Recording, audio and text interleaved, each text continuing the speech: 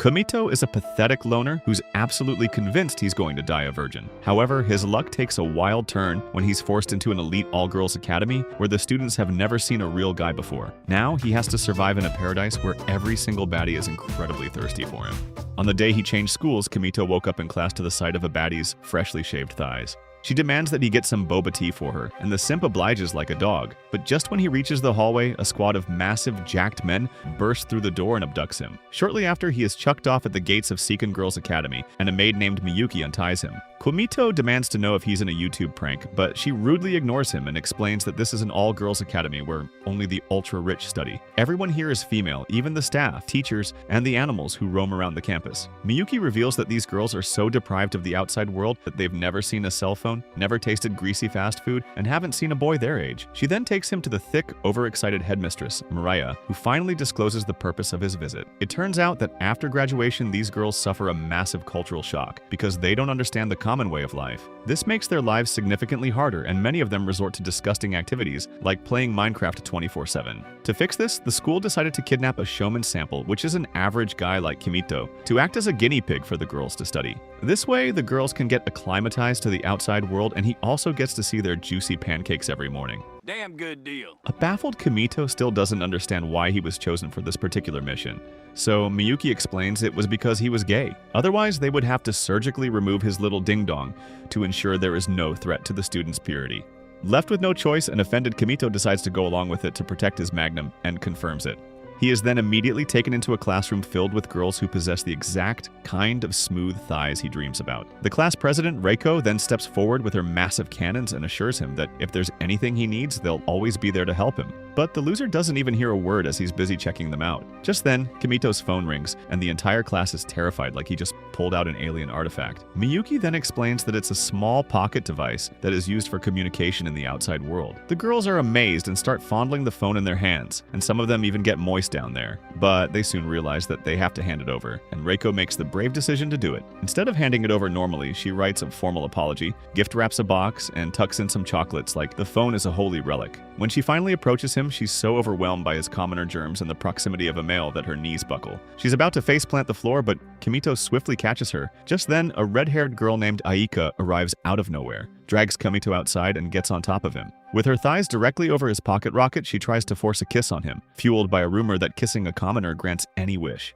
Although Kumito would love to make contact, he doesn't want his equipment chopped off, so he eventually overpowers her and explains it's a total lie. He instead messes with her by claiming that the real way to get a wish is to turn in circles, jump 3 times, and bark like a dog. To his shock, the idiot actually starts woofing and rolling in the dirt with total commitment. When the rest of the students arrive and see her acting like a golden retriever, Aika runs away from there. They then explain that Aika is a social outcast because she's painfully blunt and self-conscious. Later, Miyuki shows Kumito to his new room, which is the exact replica of his old one. She reveals that the whole operation has cost them over 100 million yen, so he had better train the girls. Kumito's eyes widen in horror when he sees that they've even included the posters of his favorite sets of thighs. Realizing his gay cover will be blown if anyone sees his true passion, he frantically rips them down and instead holds a book dedicated to sweaty, muscular men. Miyuki then tells him that she'll be his personal maid, but won't do whatever he tells her to because he's a weird freak. As soon as she leaves, Aika bursts in, still fuming that her barking wish didn't work. She's ready to slap him until she sees his commoner artifacts, manga, video games, and a whole lot of tissues. She's mesmerized by this alien culture and reveals that she just wants to be popular and make friends. Kumito tells her to just be herself, but Aika says it's not so easy due to her freaky nature. Upon hearing this, he strikes a major deal. He's going to teach her about the commoner culture if she helps him navigate the academy. He even shows her a demo by handing her a video game, and she's instantly hooked. Aika is so excited by this new partnership that she suggests creating a commoners club, to which Kumito reluctantly agrees. That evening, Kumito is on the stage, and hundreds of girls are going crazy for him as if he's Michael Jackson. Even when he explains simple everyday things like riding a train, they almost go into a meltdown and believe commoners are an advanced species. Aika is also excited as she's certain her new mentor is going to finally make her popular in school. The next morning, Kumito is rudely woken up by the gravitational pull of Miyuki's airbags. She has barged into his room without permission to carry out her cleaning duties while hating every second of it. She drops a bombshell by revealing that one of her tasks is to get him dressed, which makes him extremely uncomfortable. After the task is done, she tells him to use the back entrance of the dorm to avoid attention, since his presence has already caused too much chaos. Kumito follows her advice, but the moment he steps out, he runs into Aika, who immediately starts talking loudly and drawing attention again. As they walk to class, Kimito's face is bummed as someone farted on him, and upon being asked, he explains that he's not used to being followed by maids. Aika quickly changes the topic and reminds him that their commoner club activities are starting today. Kimito promises to make her the popular kid, but only if she explains how the academy works. Aika is surprised he chose her instead of Reiko, so he honestly explains that she's too polite, and her massive pillows make him nervous every time he gets close to her. He also claims that Aika is easy to relate to, but the little freak gets offended and slaps him across the face. At the classroom entrance, they meet Reiko, who greets them politely, but the social outcast Aika immediately steps aside out of jealousy. Reiko then tells Kimito that she and the other girls have organized a welcome party for him, so they expect him to come. Kimito has never received such respect in his miserable life, so he immediately agrees while the little freak watches with envy. Later, Kimito joins the girls for his first day of class and learns how to cut flowers and make cringy bouquets. During recess, the girls put on their tightest shorts and engage in a highly physical long jump session. The first to go is Reiko, and she cleverly uses her airbags to slow down gravity and make the perfect leap. Aika goes second and makes a complete mockery of herself by landing in a bent-over position. Finally, it's Kimito's turn, and being a dude, he expectedly makes a longer jump, which impresses all the baddies, and they surround him like he's just walked on the moon. After class, the welcome party finally begins, and Kimito arrives at the auditorium, which looks more like the Royal Buckingham Palace. He's given a posh menu, but the idiot doesn't understand a word and ends up ordering common Japanese food. To his shock, Miyuki arrives with a cup of instant ramen,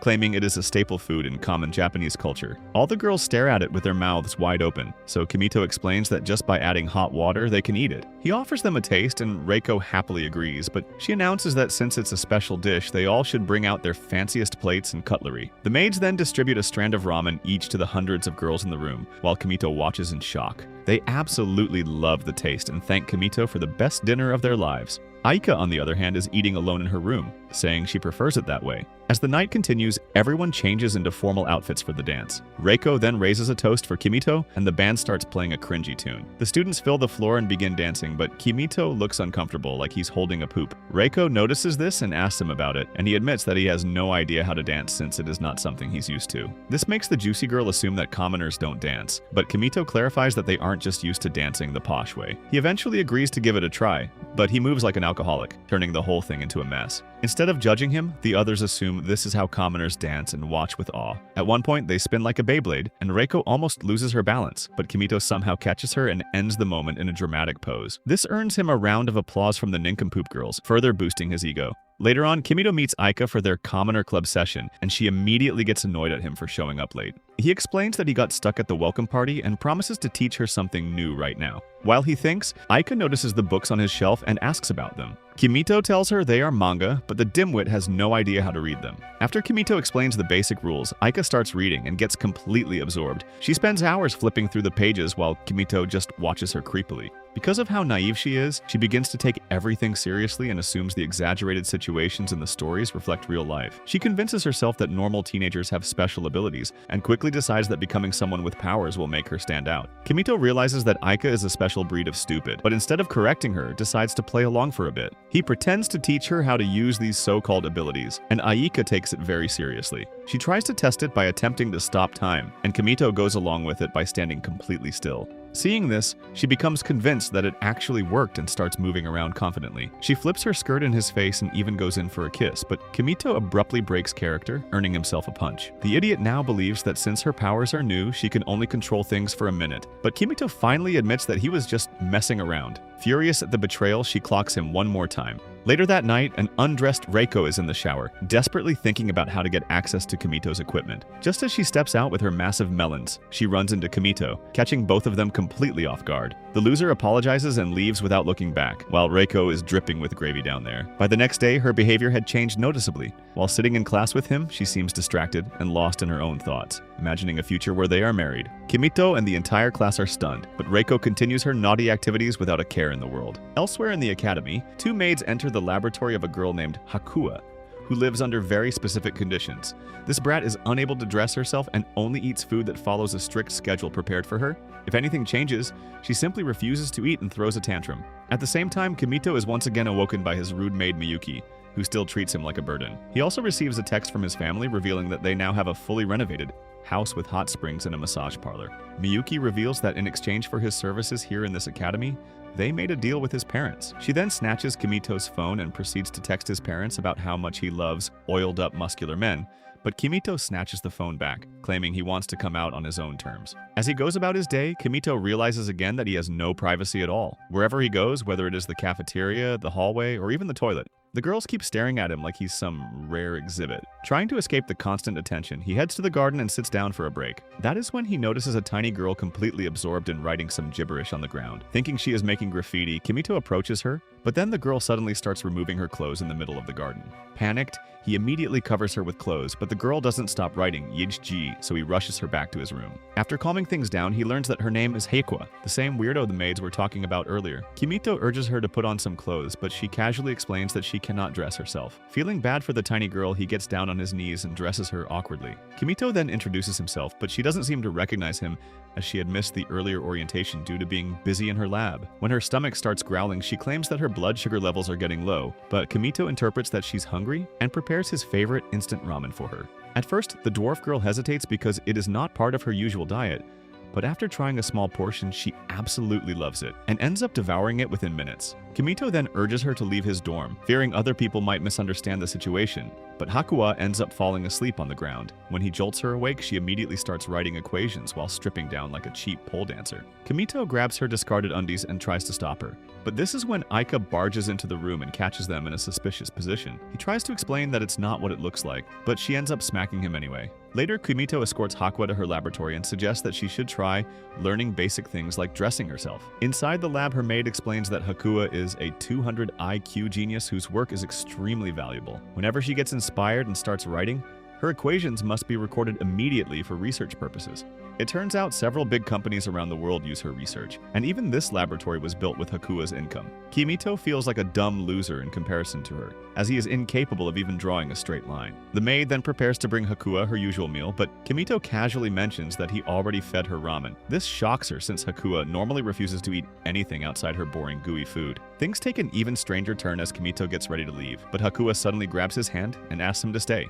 He gets down on his knees and reassures her that she can visit him anytime, while the maid headbutts the ground in disbelief. Later, the maids discuss how unusual it is for Hakua to open up to someone, especially an outsider boy. They decide to keep an eye on Kimito, even though Hakua is actually older despite her childlike appearance. The next day, Kimito is spending time with Reiko and her twins, talking about their flower arrangement lesson. She is completely head over heels for him and assures him that she's ready to help him with anything. Just as they reach the garden, their conversation is interrupted by Karen, a tall girl with massive weapons of destruction and a katana sword. Despite her serious presence, she panics the moment she sees a small bug and immediately tries to attack it with her sword. Kimito stumbles and falls to the ground in horror, while all the nearby students assume that Karen is attacking him. Even when the loser tries to explain, Karen keeps up the act and accuses him of fertilizing the insects. She then begins attacking him for no reason, while a crowd of girls gather around and urges Kimito to run. He somehow manages to dodge her strikes, which annoys Karen so much that she decides to use her best move. She moves her sword like a chopper and conjures up a literal tornado that is supposed to make an example out of Kimito, but the noob completely misses the target and ends up slicing through the uniforms of all the surrounding girls, leaving them in their undies. Upon seeing their shiny thighs, Kimito's ding-dong rises like the Undertaker, but then his clothes are torn apart as well. Karen is furious that he's flashing himself in front of everyone, even though she was the one who led him to that predicament. When she continues attacking him, Kimito decides to stop running and overpower her with his brute force. When the dust finally settles, Kimito stands victorious on top of Karen, and his pants have also disintegrated into dust. Seeing his biological instrument so close to her face, Karen ends up losing consciousness. When she wakes up, Karen is shocked that she was defeated by this commoner and asks if he's the leader of his world. He casually says he's actually one of the weaker ones, which makes her defeat even more embarrassing. Refusing to accept it, Karen challenges him to a rematch, but her first swing tears off her remaining clothes, leaving her in her undies. This finally convinces her that Kimito is on another stratosphere, so she bows down to him and announces that she will be his assistant until she becomes strong enough to defeat him.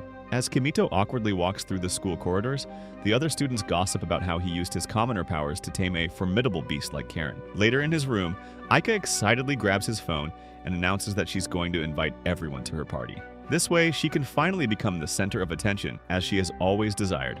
Kimito agrees that it is a good idea, but points out that text messages can't be transferred through the air, so the other students will also require phones. This is when Hakua appears out of nowhere and sits on Kimito's lap like a house cat. She offers to craft hundreds of iPhones in her lab, as she's basically Elon Musk with never-ending money. Aika is thrilled by the idea, but she's also jealous of how comfortable Hakua is around him. She becomes even more furious when Karen shows up and formally announces that she's going to spend as much time with Kimito as possible until she's strong enough to defeat him. The two then cling to Kimito like leeches, and at the same time, a large package is delivered at their doorstep. Aika opens it to find hundreds of iPhones that Hakua had promised just a few moments ago. Since they have no connectivity, the little girl assures them that she'll install the latest Wi-Fi as well. Aika excitedly picks one and thanks Hakua, after which she suggests taking a selfie together. The three try to squeeze in for a perfect shot, but then Karen also shyly admits that she wants to join in. The next day in class, Reiko and her posh girls approach Kimito and invite him to their boring tea party. She claims that she hosts such events from time to time, and it would be a great honor if he joined them. Before Kimito can even respond, Aika suddenly appears and grabs his hand, saying they have an urgent meeting today. The others question if they have any sweaty plans in bed today, but Aika doesn't say a word and simply drags him out to the hallway. Once there, she reminds him of their commoner meeting, which Kimito doesn't even remember making. He asks if it's really that important, but Aika counter-questions if he's doing all this to sleep on Reiko's massive cushions. Disgusted by her thoughts, he reluctantly agrees and apologizes to Reiko before leaving with his side chick. Later at the tea party, Reiko's nosy friends are already busy gossiping about how close Kimito and Aika have been lately. Reiko brushes it off, explaining that Aika is just a stubborn brat, and Kimito is helping her learn how to be more friendly. But the others are not convinced and suspect that the two are actually a couple. Upon hearing this, Reiko gets so jealous that she grips her chair tightly, imagining it to be Kimito's wood. But her friends only make things worse by suggesting that Aika might have already done cardio with Kimito in his room, since they are always together. That thought completely overwhelms Reiko, and she ends up screaming at her friends before running out of there in tears. Meanwhile, Kimito and Aika are in his room, planning a massive party where there will be commoner food, drinks, and pole dancers. Later in the classroom, Kimito notices one of Reiko's friends crying uncontrollably, and realizes something's gone wrong. Reiko is also leaking tears in her room, wearing her skimpiest lingerie. When Kimito arrives and knocks on her door, he asks what's wrong, but Reiko refuses to speak with him. Afterwards, the two sit down with a cup of tea, and Reiko admits that she lost control and ended up yelling at her friend. Kimito feels bad for her, so he promises that he will fix this stupid situation himself.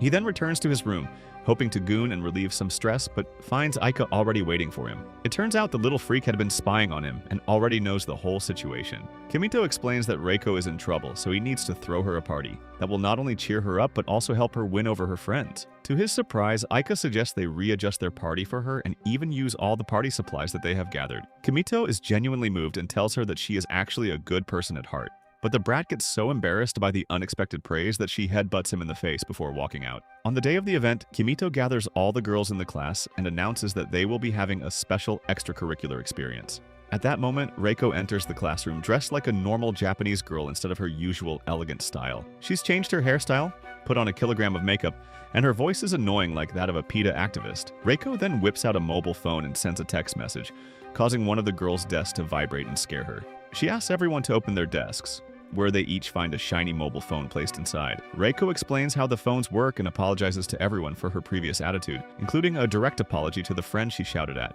The two girls then shed some crocodile tears and finally settle their differences with a blurry selfie. The other girls have never seen such a phenomenon before, and everyone starts taking selfies like there's no tomorrow. Once the party is over, Reiko meets Kimito in private and thanks him for helping her sort out her issues. She gets really emotional, and it appears that she's about to confess her feelings, but the stupid dingo cuts her off and reveals that the idea for the event was actually Aika's. He mentions that Aika originally wanted to have a party for herself, but chose to use it to help Reiko instead. Reiko is stunned by the revelation, as she was under the impression that Kimito was the one who made her feel special. Her emotions quickly spiral out of control and she begins crying like a little girl. Kimito tries to calm her down, but she runs off straight to his room, where Aika is casually relaxing like it's her mom's apartment. Without further ado, she barges inside and openly declares that she hates Aika, even calling her a fool. The little freak immediately fires back that Reiko is a pretentious moron who has nothing to show except her bazoombas. She claims that Reiko should actually be grateful for the party, but the furious girl ends up launching a vicious attack. As the two girls go back and forth in Kimito's bed,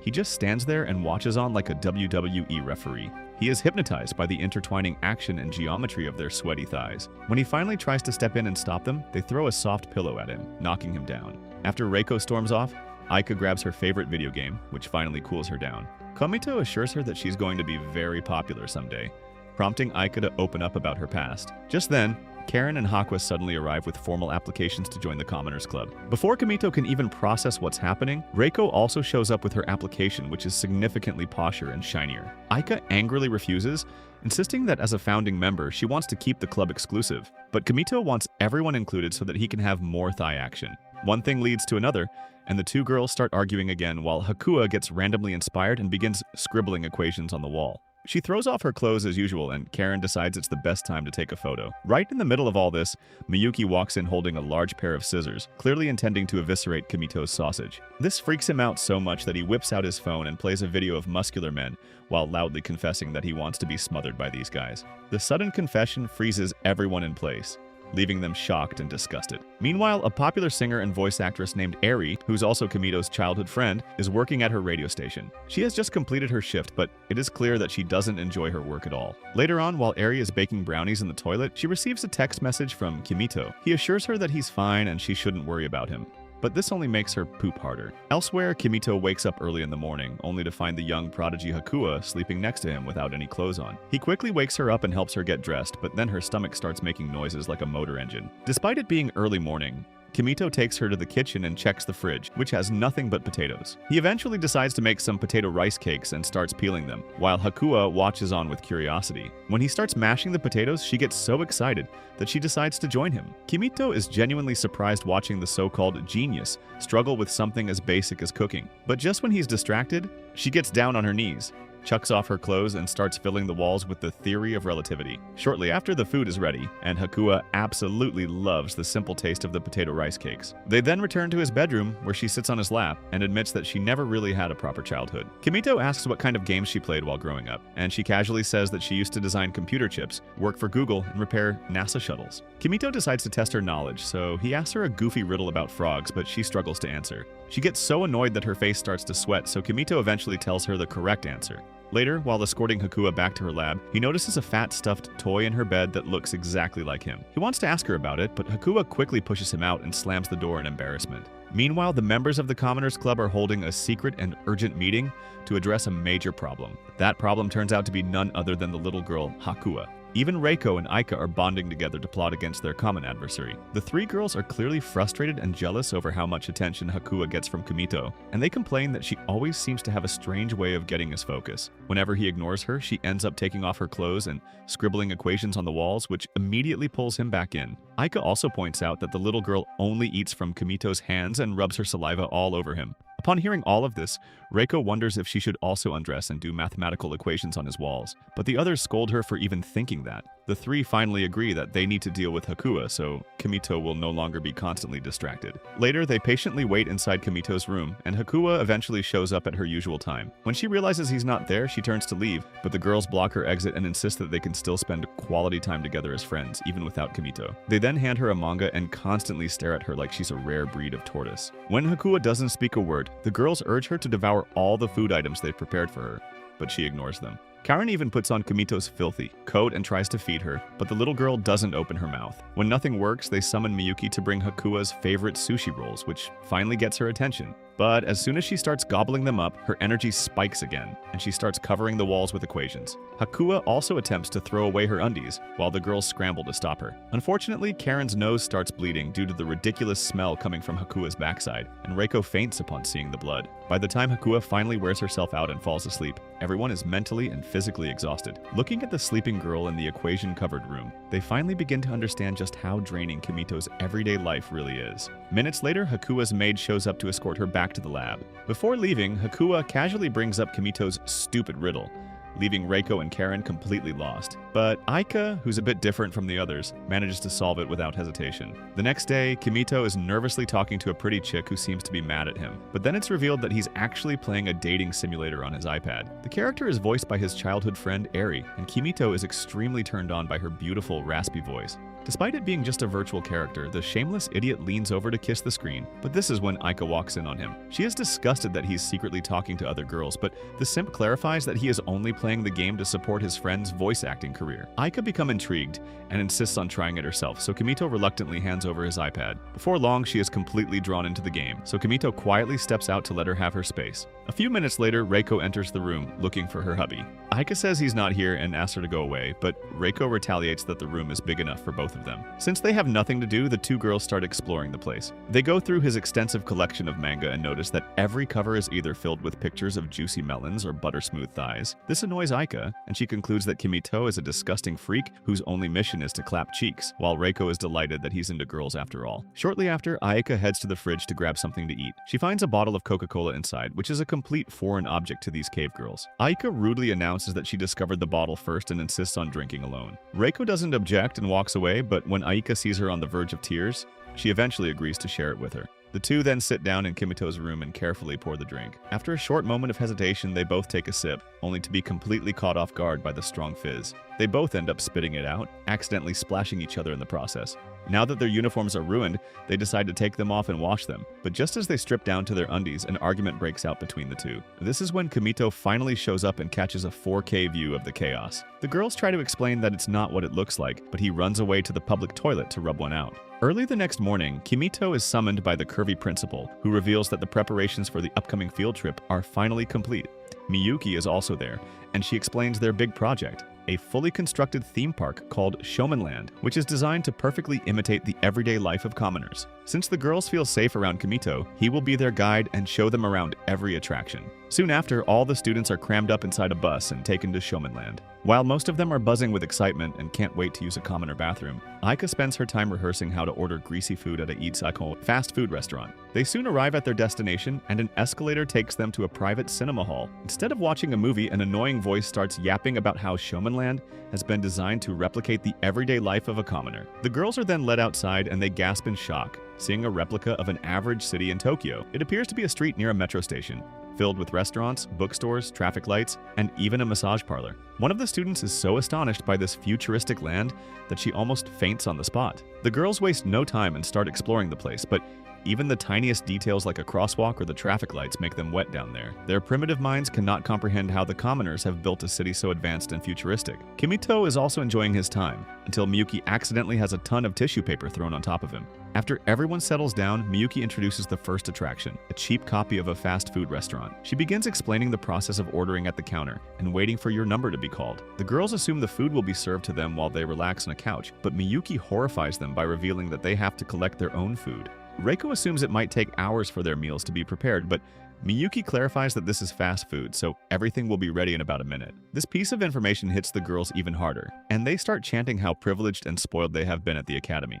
Miyuki then urges them to approach the counter and order something, but the girls gasp in horror as if she's sending them on a war mission. Kimito had been preparing Aika for this exact moment for days, and he encourages her to go and order a greasy American burger, but she also suddenly freezes. With no one stepping forward, Reiko decides it's her time and starts walking toward the counter. But when the server asks if she'll be dining here, she stupidly denies it and says she'll be eating at the tables instead. Thankfully, Miyaki steps in and explains that the server asked whether she would be eating here or taking the food home instead. Reiko then looks at the menu, but her brain soon goes into a state of seizure, looking at all the food items which even a commoner would struggle to pick from. Watching her struggle, Kimito steps in and helps her choose, guiding her through the options and suggesting she eat a teriyaki burger. Karen, meanwhile, immediately picks a meal set that comes with a cringy toy, clearly more interested in the bonus than the food itself. Once everyone has their meals, Kimito notices that Aika has once again separated herself from the group. He sits down to eat his burger, but the moment he takes a bite, his body is teleported to a whole new dimension. All the cells in his body react with pure joy, as if he has discharged the biggest goon in humanity. He simply cannot believe how a simple burger can be so good, and even goes as far as saying it should be charged 10 times the amount. Witnessing him freak out over a simple burger, the girls are stunned, and believe this is what commoners usually do. At the academy, Hakua is once again looking for Daddy Kimito, but when a maid informs her that they've gone on a field trip, she becomes devastated. At Showmanland, the next attraction is a classic Japanese arcade, and the girls are mesmerized by the shiny claw machines. Reiko once again goes first and manages to grab a fat stuffed toy, prompting the shocked girls to clap incessantly for her. Aika, meanwhile, is just sitting in a corner, doing nothing despite all the training Kimito had given him. He tries to approach her, but a swarm of thirsty girls surround him and asks him to teach them how the claw machine works. Feeling ignored, Aika quietly mutters that she is going to grab a drink and slips away. Kimito then starts explaining the game like a seasoned veteran, guiding them on the basics. He ends up retrieving a plushie, which flusters the girls so much that everybody now wants a toy for themselves. The poor guy then works hard and retrieves the toys one after another until all the girls are satisfied. During the process, he accidentally touches another girl's hand, and she promises not to wash it for the rest of her life. He then leads them to the dance machine and explains the rules, showing them how to follow the arrows on the screen to score points. He even gives a demonstration by dancing like a drunk father, but when the aristocratic girls try it themselves, they struggle to keep up with the pace and complexity.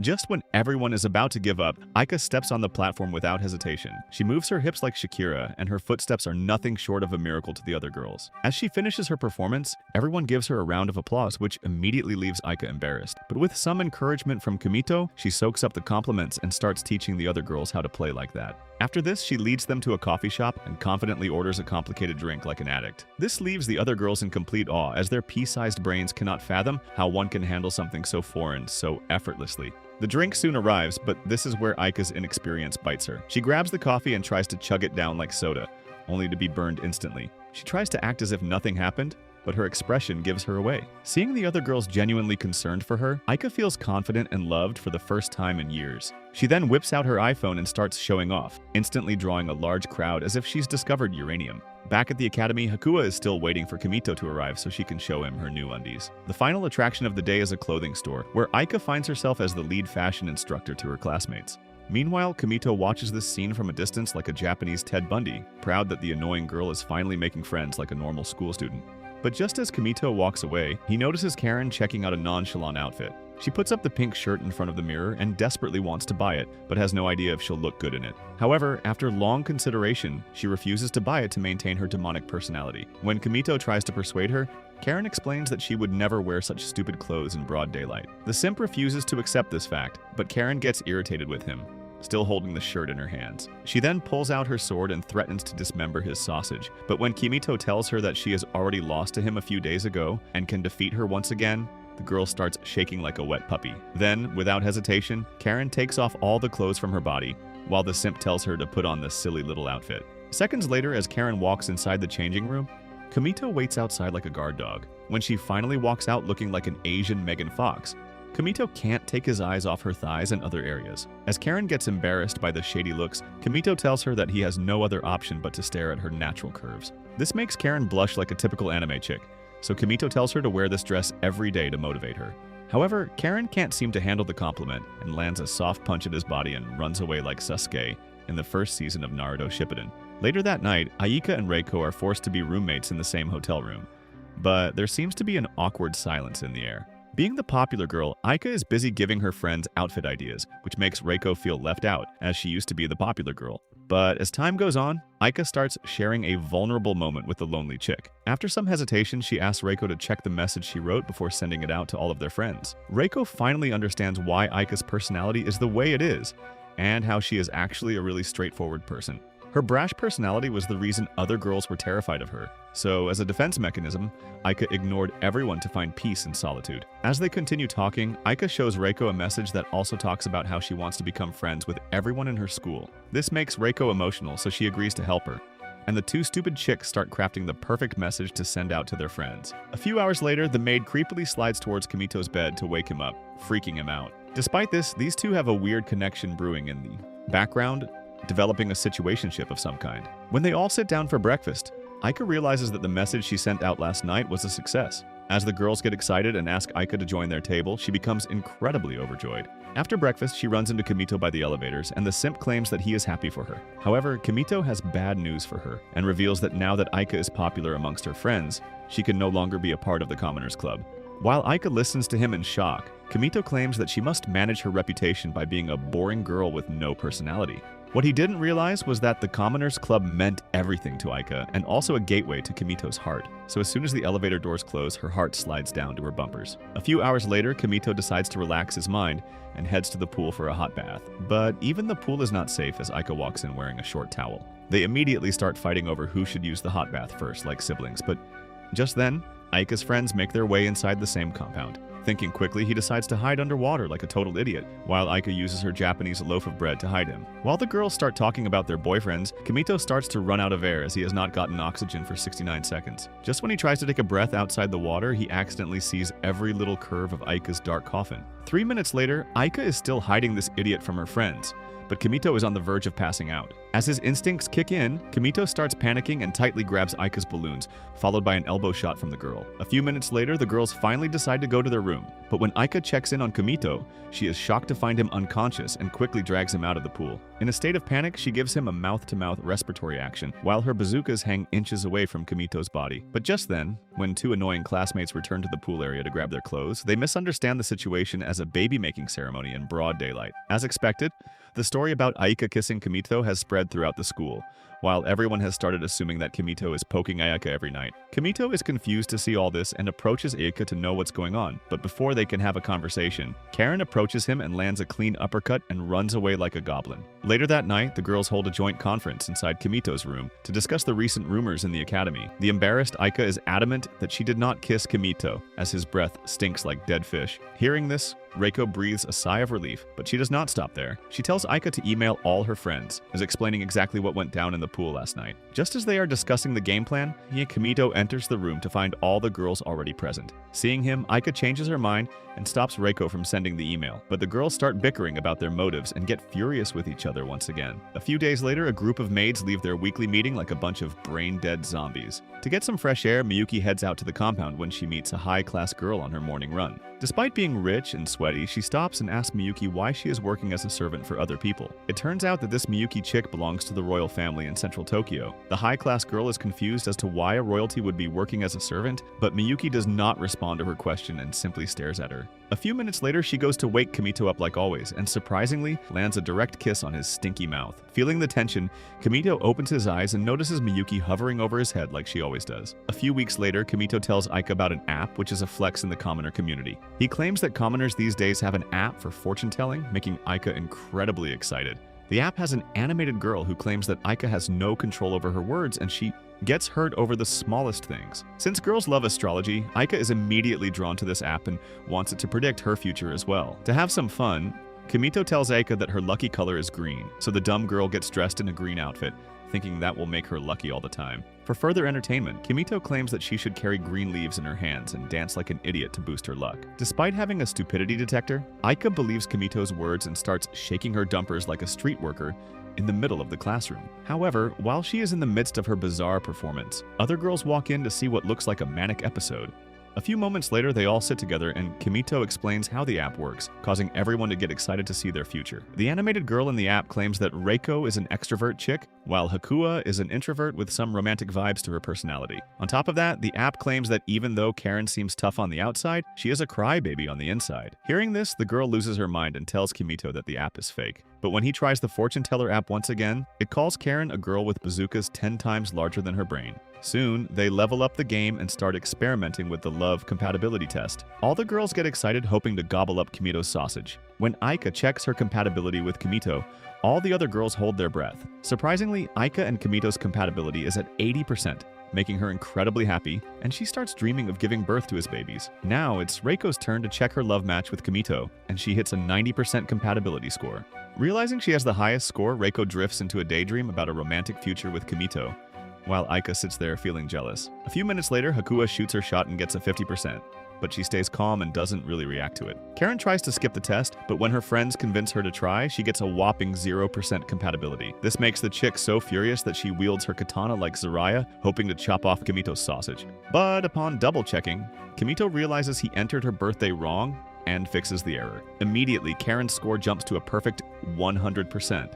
Which breeds a mixture of emotions on her face. Driven by a competitive desire to become Kimito's ultimate match, Aika and Reiko begin altering their personalities to secure a top rating, creating tension in the room that's thicker than Aika's rice cakes. While Karen is initially distracted by her own imagination about Kimito's flagpole, she eventually attempts to de-escalate the girls' bickering by urging them to stay calm. But unfortunately, her attempt at being the level-headed one fails, and soon she also ends up being dragged into the dispute herself. Thinking quickly, Kimito comes up with an idea to de-escalate the situation. He notices that Hakua is hungry and angry and quickly abandons the annoying witches, pretending to go to the kitchen. The following day, Miyuki is in his room to wake him up like always, but she is taken aback when Kimito asks why she has to lean in like a creep every morning. Miyuki has no response to his question, and sensing her hesitation, Kimito offers to put an alarm clock so she gets a break from this boring duty. However, Miyuki claims that she is not letting artificial intelligence take her job. Kimito finds this extremely annoying and tries to convince her, but Miyuki, in her deadpan fashion, threatens to break his alarm clock if he continues to argue with her. Seeking some quiet time, Kimito is hanging out in a hallway watching TV when Karen walks up to him with her tankers. As they start talking, Karen remembers a prediction from the app and decides to take it way too literally. Out of nowhere, she strikes at Kimito with her katana, accidentally nicking his jacket. The simp is terrified to see this, and Karen also drops the tough act and demands he come to her room to finish their misunderstanding on her bed. Kimito's first impression of her room is shocking, as it looks like a discarded haunted house. Since she tore off his jacket, Karen proceeds to get her sewing supplies ready.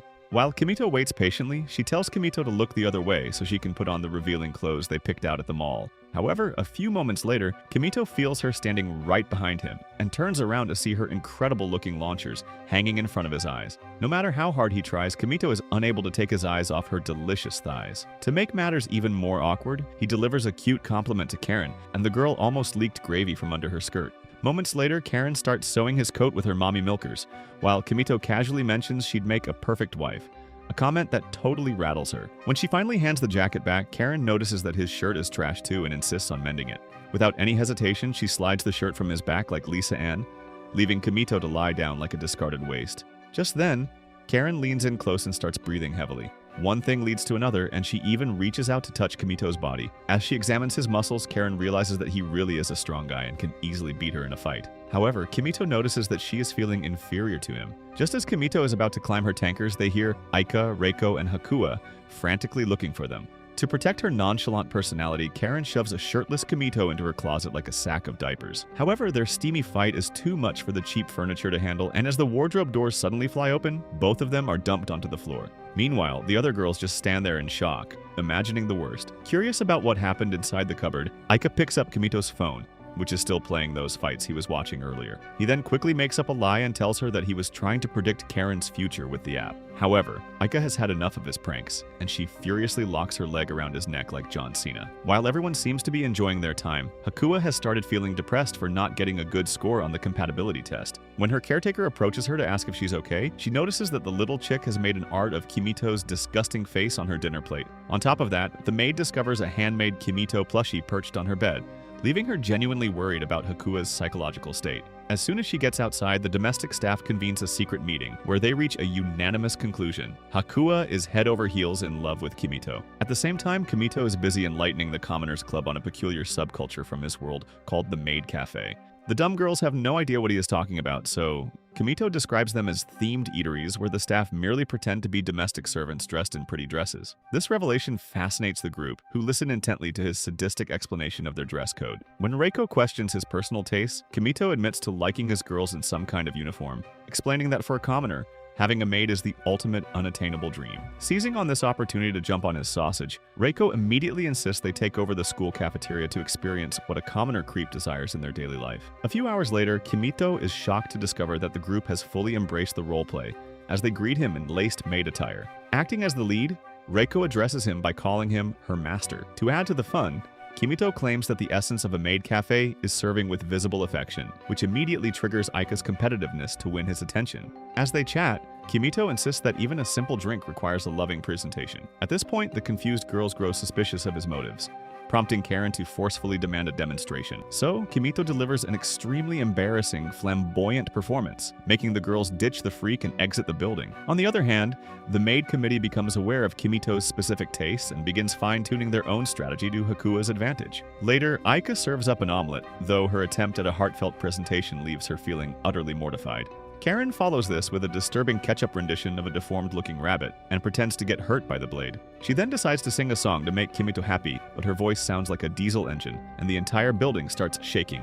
bursting glass around them. Aika takes this opportunity to roast her performance, which breaks out into a fight between the girls. In the meantime, Hakua thinks this is the perfect time to take off her clothes and starts writing her equations on the table, causing mayhem all around. Meanwhile, the Heikua's staff witnesses the entire catastrophe from a distance, and after some observation, they decide that Kimito has a maid fetish. Capitalizing on this, the lead maid approaches him under the pretext of demonstrating true professionalism and lures him to Hakua's laboratory. This is the first move in their manufactured romantic outing.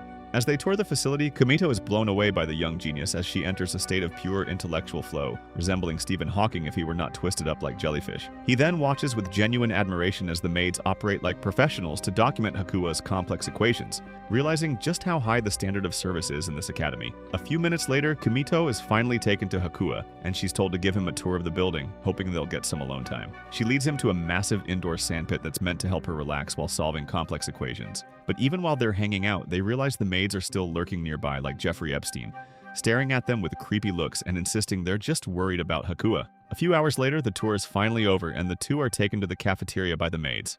But upon reaching the table, the staff gives them a flimsy excuse about a plate shortage, forcing the two to share their lunch from the same plate. On top of that, Kimito starts getting even more uncomfortable when he notices the food is covered in bizarre messages with double meanings. He also notices a stack of spare dishes nearby and points it out to the maid, but she awkwardly drops the pile and breaks them, since their only mission is to make Kimito develop feelings for Hakua. Left with no other choice, he starts feeding Hakua, which causes the maids to release hormones just by the sheer excitement they're receiving. But things only got more awkward when the last of the spoons was accidentally knocked away, leaving Hakua to tenderly feed Kimito using the only one left. To make matters even worse, just as they are using the same cup, Miyuki walks in like a Terminator. Suddenly, everyone in the room got back to their professional version, as if a dictator had walked in. She then forces the maids to get in line and bashes them for acting like brainless dummies. But once things calmed down, Kimito pulled Hakua's maid aside to apologize for the mess. He admits that he still doesn't really understand what their actual duties are supposed to be. However, Kimito notes that the chaotic afternoon had at least shown him a side of Hakua he'd never seen before. Later that evening, the staff cheered over their supposed victory, fully convinced that Kimito was falling for Hakua and that a romance was inevitable. The following morning, Kimito is ready to unleash his ultimate scheme and invites Aika to his room for a private chat, which sends her imagination into moist territory. Convinced he was about to confess his feelings, she loses her composure as she sits down on the edge of his bed like a convicted felon. However, Kimito stays perfectly calm and hands her a gift box without giving out too many details. When she pulls out a ridiculous neon yellow suit, she gets extremely confused. But Kimito, without breaking character, tells her with total sincerity that this outfit is a secret weapon that will make her the most popular girl on campus in just a few hours. Initially, Ika gets hesitant if this is a prank, since Kimito has tricked her several times before. But this time, he pulls out his phone and shows her clips of a famous Japanese comedian, along with a bunch of search results showing the comedian's fans doing a specific finger-pointing gesture. Kimito's preparation for the prank finally paid off, as Ika fell for the lie like a total idiot. Before long, she gets dressed and starts practicing the bizarre moves the comedian does, while Kimito snaps photos of the absurdity. He knows that Aika will soon figure out it's a prank and starts mentally preparing himself for the thrashing, but the dumb chick does not seem to realize at all. Before he can reveal the truth, Aika leaves the room confidently, hoping to impress her friends with her new look and dance moves. As Kimito chases after her, he runs headfirst into Miyuki. His hands automatically move towards her beautifully crafted thighs as he stares right at her tiger. After a brief, awkward moment, he springs out of Miyuki's skirt while she lies down on the floor, ready to surrender herself to Kimito's mercy. As he apologizes for his mistake, Miyuki casually mentions how she does not mind him touching him.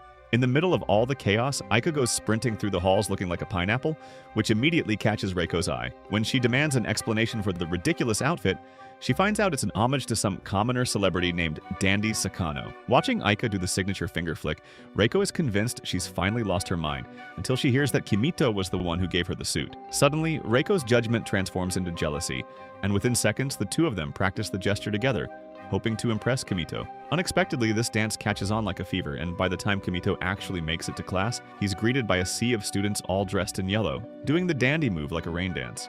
However, things take a pretty serious turn shortly after, as Reiko happens to walk by while Kimito is venting to a friend from his old life over the phone. He's basically hitting a breaking point, complaining about how exhausting it is to be the only guy in a school full of girls with hormonal issues. He mentions how much easier it is to just hang out with dudes, but Reiko completely misreads the situation, thinking he's about to drop out and leave the academy. Panicking, she sounds the alarm and calls an emergency meeting with Aika, Karen, and Hakua.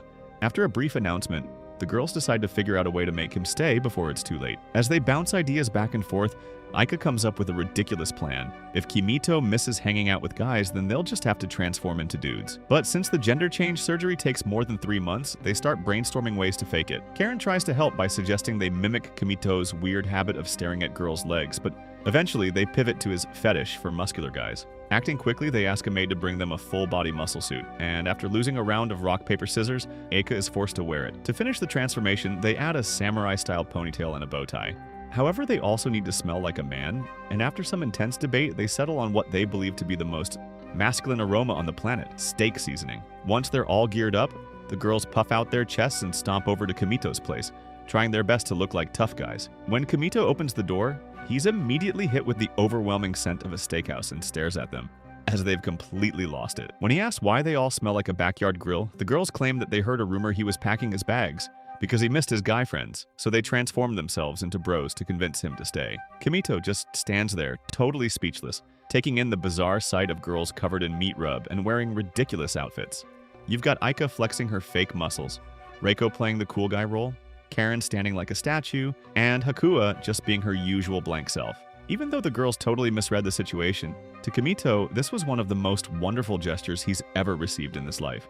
He then calmly tells the girls that he has no intention of leaving the academy, claiming he wants to sniff every one of them. A few days later, Kimito is by himself, wandering through the quiet school grounds, when he realizes he left his pencil case back in the classroom. When he goes back to the classroom to grab it, he finds Reiko alone, refilling the chalk trays for the next class. It was a small, thoughtful gesture that made Kimito realize just how sweet she actually was under her formal exterior. Having found each other in a quiet environment, they end up lingering by the window together, talking about stupid stuff. Kimito finds himself getting distracted by how pretty she looked in the light, so he quickly looks away to hide his sausage increasing in size. Sensing the mood, Reiko pulls the curtains shut and offers to help him with his flower arranging practice, though Kimito knew that was just a flimsy excuse for her to get on top of him. He goes along with it anyway, but then Reiko takes it a step further, insisting that he start calling her by her first name. It was her way of saying she wanted them to be more than just casual acquaintances. The next day, the Commoners Club are seen hanging out in Kimito's room. For some reason, Reiko cannot resist dropping a hint about their secret project, which immediately makes Aika incredibly furious. This prompts Aika and Karen to demand answers, leaving Kimito trapped in the middle of another typical girl fight. Surprisingly, Reiko doesn't seem to mind the drama at all, and soon the bickering stops when 2 maids arrive with an important message. It turns out that the headmistress wants to see both Kimito and Reiko immediately, catching her dumb dumpers off guard. When they reach the office, Reiko's family is already there waiting for them to spawn. Reiko's mother seems to be the one in charge, while her older brother Masami seems a little loose in his head. After a brief chat with her daughter, the mother turns a cold, judgmental eye toward Kimito. The poor guy tries his best to introduce himself, but Masami immediately flies into a protective rage, disgusted that a boy was allowed anywhere near his precious little sister. However, Reiko tries to defend Kimito, claiming he is a good guy and has a thunderously impressive sledgehammer. But the loose cannon does not stop yelling, which eventually pushes Reiko to her breaking point. In an attempt to defuse the situation, Miyuki steps in with a wild lie, claiming that Kimito is actually gay and only interested in guys with huge muscles. But Masami does not seem to be comforted by this fact, and finally the mother loses her patience and tells her son to behave like a gentleman. The atmosphere in the room turns cold the moment Reiko's mother cuts in with a life-changing announcement: the wedding is set. And Reiko has to pack her bags immediately. Having no idea how to react, Reiko looks at Kimito with absolute heartbreak in her eyes, but before he can even say a word, her mother ushers him out like a stray dog. Having no skin in the game, Kimito walks away feeling completely powerless. When he reveals this information to the girls, they are heartbroken, with an odd silence lingering in the air. Kimito can't wrap his head around how a parent could be so cold-hearted, but seeing Reiko miserable sparked a fire in the group and decide that they would fight to protect Reiko's freedom from her evil mother. Later on, they run into Masami in the courtyard, and it is revealed that he is also against the marriage. He then carefully tries to slip Kimito his contact info to coordinate a rescue, but his mother drags him away before they can come up with a solid solution. Later that night, the club room felt empty and wrong. Without Reiko, the mood was just depressing, and at this moment, everyone started realizing how much they actually valued her, not just as a club member, but as a genuine friend. Just then, Aika, who is actually a fierce rival of Reiko, admits that she cannot just sit back and watch Reiko's life get ruined. She tries to call Reiko, but the school's strict security has the phones locked down. Thankfully, Hakua is a tech genius, and she hacks the school's phone system and allows Aika to call Reiko without interruptions. On the other end of the call, Reiko tries to act like everything is fine and claims that she has to follow her parents' wishes. Despite this, Aika tries to convince her to speak for herself and starts crying like Mike Tyson after taking mushrooms. As Reiko listens to her genuine plea to help her, Aika tries to refresh her memory by telling Reiko how much she will be missed in class. Hearing this from her enemy, Reiko finally breaks down in tears, and she reveals that she does not want to get married at all and wants to study in the academy. Aika gets filled with motivation hearing this, and tells Reiko to wait for them and hangs up to call. Immediately, they get to work. Hakuwa tracks down Masami's email, and the plan falls into place. Kimito takes charge of the whole operation and rallies the girls to take a stand against the forced wedding. At midnight, the 5 of them carefully make their way through the academy grounds like a bunch of burglars. But just when they are about to exit the academy compound, they bump into Miyuki. The students start panicking seeing her, but Miyuki claims that club business is allowed and tells them to rescue Reiko at any cost, giving them her silent blessing to go finish the mission. With the help of another maid, they slip past the outer gates and find a black car waiting at the end of the driveway.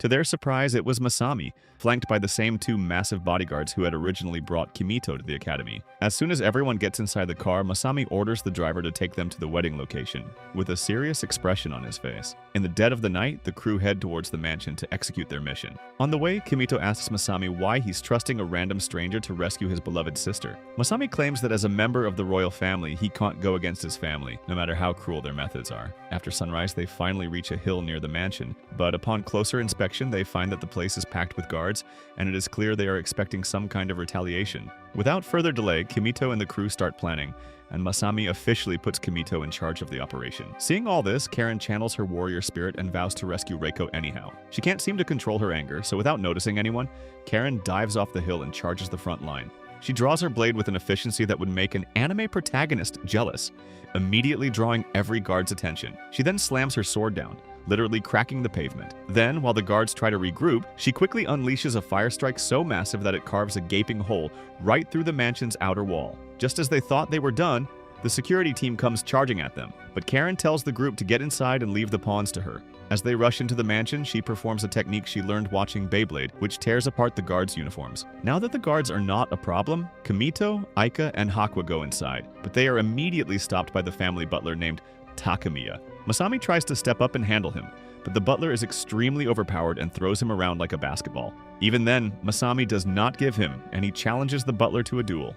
On the other hand, the rest of the crew pushes deeper into the building. However, they are soon stopped by a fleet of security drones with automatic weapon systems. This falls under Aika's expertise, so she grabs a decorative vase, smashes it, and starts sniping the drones out of the air with ceramic shards like she's been training for this her whole life. They don't have long to celebrate though, because heavy security doors start slamming shut, threatening to seal them off. However, Hakuwa stays cool and looks for a terminal to hack, but the final door is closing way too fast. Just when it looks like they're stuck, the 2 massive bodyguards from the car appear out of nowhere and literally hold the massive metal slab open with their bare hands and balls of steel. At the same time, Hakuwa slips through and starts hacking the mansion's computer and opens all the doors. But to their surprise, a giant techno-robot is ready to fight them right in front of the meeting room, where Reiko is being held hostage. None of them can fight, and the situation looks hopeless for a minute.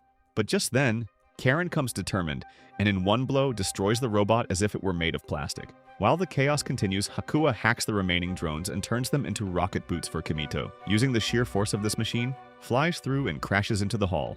The engagement is about to be finalized, and Kimito comes crashing down like some sort of Bollywood actor. Reiko's mother tries to brush him off politely, but Kimito isn't having it. He flat out rejects the whole marriage arrangement. When the mother tries to insult him by saying he does not understand how royal families function, Kimito stands firm on his beliefs. At the same time, Aika and Hakuwa burst into the hall to rescue their beloved friend once and for all. For a moment, Kimito mistakes himself for Naruto and starts giving a lengthy speech about how they've all become a family despite their backgrounds. He also claims that nobody in the academy has watermelon juicers like Reiko and expresses his desire to play with them when he gets the chance. Since this is the end credits, Karen makes her entrance too and claims that Reiko getting married is one of the worst things her mother can ever do to her.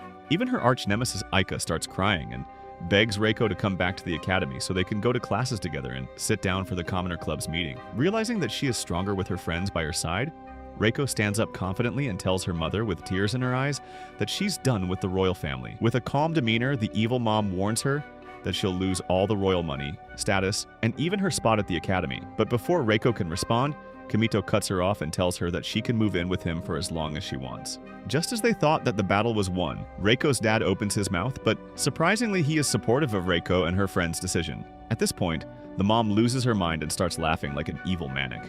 While everyone stands there utterly confused, the mom reveals that she devised the entire plan to see if Reiko was independent enough to speak for herself. She then assures Reiko that she's free to marry whoever she wants as long as they are not a simp. While the girl gets ecstatic, the mom turns to Kimito and asks him to look after her daughter forever. Realizing he might have dug himself an impossible hole, Kimito starts panicking, but once again the mom claims that she is only messing with him.